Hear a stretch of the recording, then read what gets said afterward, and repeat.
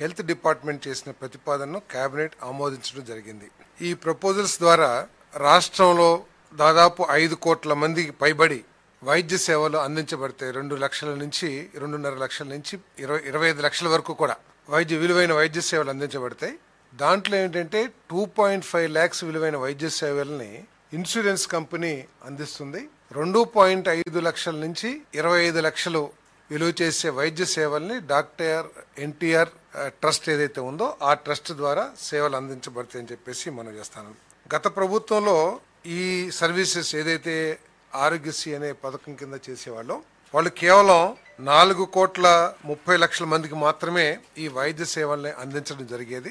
అప్పుడు నాకు తెలిసి సబ్జెక్టివ్ కరెక్షన్ కేవలం 5 లక్షలు మాత్రమే వైద్య సేవలు విలువైన వైద్య సేవలు అందించేవాళ్ళు అనుకుంటాను. బట్ ఇప్పుడు 25 లక్షల వైద్య సేవలు అందించడం, అది కూడా రాష్ట్రంలో ప్రతి ఒక్కరికి కూడా only EHS employment housing scheme ఎవరైతే పొందుతున్నారో వాళ్ళకి తప్ప మిగతా వాళ్ళందరికీ కూడా రాష్ట్రంలో ప్రజలందరికీ కూడా ఈ వైద్య సేవలు అందించబడితే మనం చేస్తాను.